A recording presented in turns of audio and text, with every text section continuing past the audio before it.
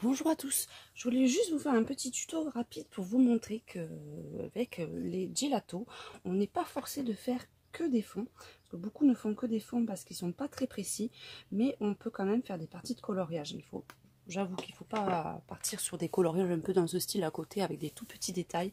Mais sur certaines grosses parties, vous pouvez utiliser les gelatos. Je voulais vous montrer ce qu'on peut faire avec. J'avais fait quelques, voilà, par exemple j'avais fait celui-ci entièrement au gelato, à part les autres tout petits éléments que j'ai fait au stylo gel. Donc on n'est pas obligé de se cantonner uniquement à faire des fonds et des grosses parties. Vous voyez, le résultat peut être super sympa. Donc là je voulais juste vous montrer comment on fait. Bon, j'ai pris un dessin simple, c'est sur mon livre de test en fait. Celui-là je me sers uniquement pour faire des tests, mais je voulais vous montrer qu'on peut faire quand même des trucs assez sympas avec les gelatos sans forcément faire qu'un fond uniforme ou un fond dégradé.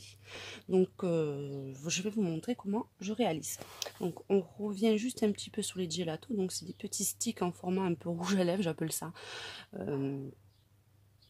Donc c'est une sorte de craie assez crémeuse, avec des une super pigmentation.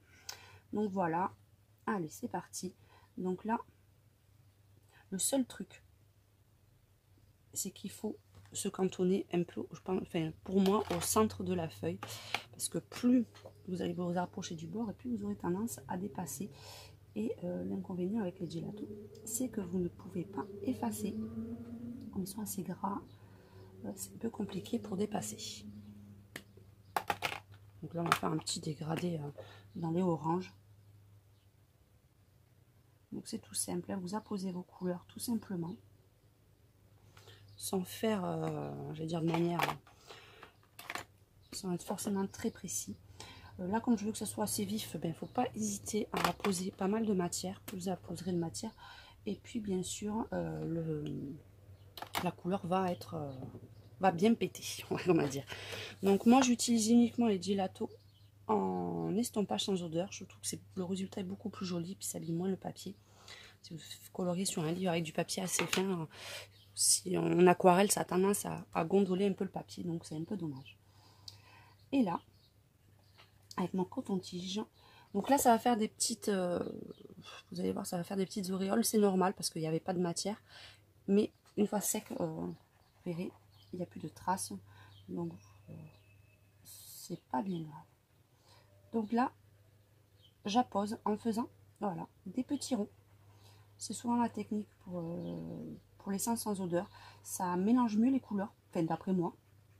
Et surtout, vous oubliez aucune zone. Donc là, c'est un dégradé vraiment léger. Hein. C'est pas un dégradé super visible. Là, c'est un dégradé tout en douceur, du orange au jaune très clair. Donc vous voyez, on peut vraiment l'utiliser de plusieurs façons. Donc là, on va partir sur un peu plus foncé pour la fleur d'à côté, pardon, j'arrive plus à parler. Et pareil, d'abord j'appose ma petite couleur. Là, je fais du plus clair au plus foncé. Hein. Donc cette partie, je vais faire pareil. Donc là, on va passer directement au orange. Dites pas de pardon, j'ai plus de voix. À redescendre.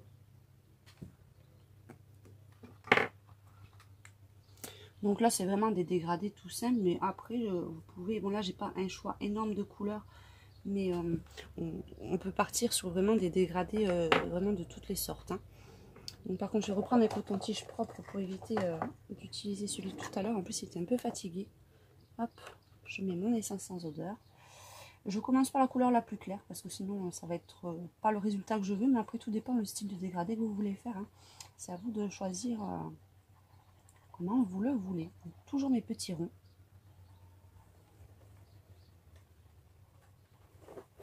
N'hésitez pas quand vous voyez qu'il manque un peu d'alcool, hop hop, de retamponner. Et là, je vais redescendre un petit peu pour tout bien remélanger. Surtout, j'insiste sur les liaisons de couleurs.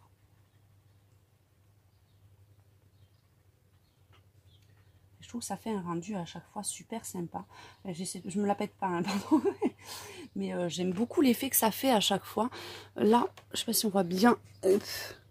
Voilà, c'est encore un peu brillant. Mais ça fait vraiment des super jolis dégradés. Moi, j'aime franchement beaucoup le style que ça rend. Donc, on va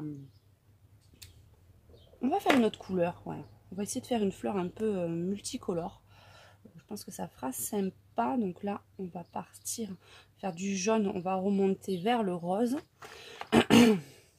Excusez-moi, mais j'ai un chat dans la gorge depuis tout à l'heure. C'est un peu pénible. Donc pareil, le même effet. Bon là, je fais dégrader teinte sur teinte, pardon. Il y a teinte sur teinte, ça fait pas très français. Mais vous pouvez essayer de faire des dégradés de deux couleurs quand même assez complémentaires, mais différentes. Par exemple, du bleu, partir au vert. Il y a vraiment toutes les possibilités. Hein. Allez, hop.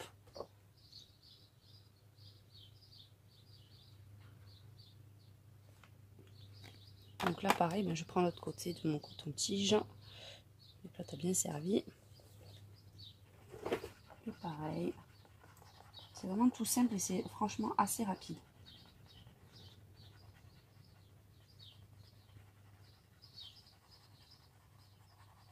Là, je fais mes petits ronds.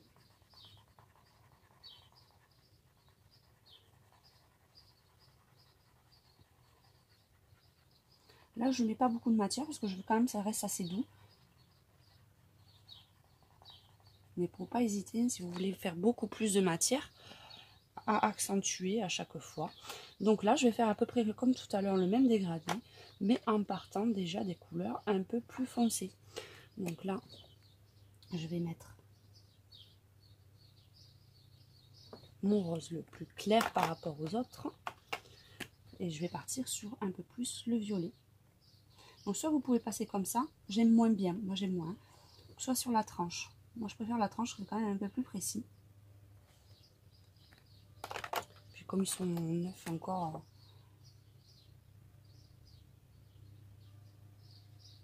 vous voyez, je vais pas vraiment sur toute la totalité de la forme. Hein. Je laisse vraiment des espaces pour être plus précis après quand je vais étaler et pour pas déborder en fait. Puis j'aime bien parce que ça fait un petit effet plus clair à l'intérieur, d'un petit peu plus effet lumière. Donc j'aime, enfin, je préfère comme ça.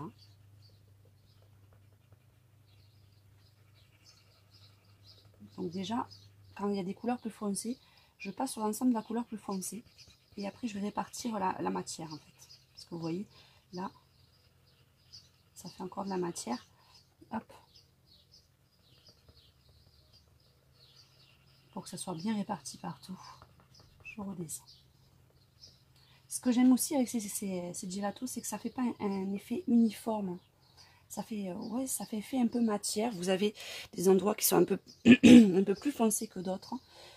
C'est pas uniforme, tout lisse. Hein, c'est quand même beaucoup plus joli. Vous voyez, celui-là, ça fait un petit effet ombrage un peu plus d'un côté. Donc, c'est ce que j'aime aussi. Hop. Donc là, il y a du violet. On va partir au bleu. Pareil, comme ça, vous verrez toutes les couleurs. Hein. Donc, mon bleu le plus clair. Bon, là, j'ai deux sortes de bleu. Donc là, on va faire une mi-matière. On va partir. Ce que ça donne, on va tester en direct sur partir après sur le vert. Pareil, ben là, je reprends un coton-tige. Un nouveau coton-tige pour pas mélanger avec des couleurs que j'ai déjà faites et que je ne veux pas voir apparaître. Donc déjà je fais mon bleu, je mélange bien mon bleu. Et là je vais passer au vert.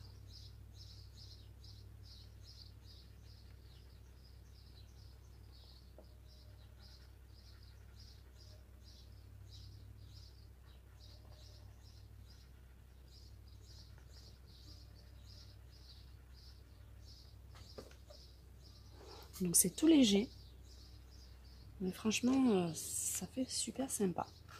Et là pour revenir après, pour essayer de raccorder un peu tout ça, On va partir du... On va faire le vert clair. Hop.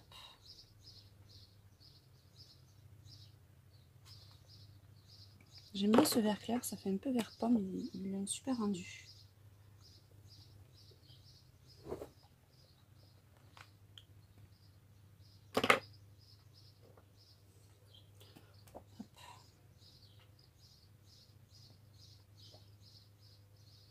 Donc après, si vous passez, vous voyez là, par exemple, j'ai passé, il suffit de passer un petit coup de chiffon, un petit coup de sopalin léger, et vous verrez que la couleur,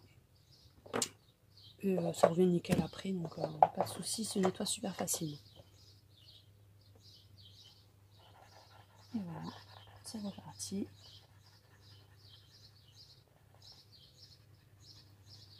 On fait nos petits ronds.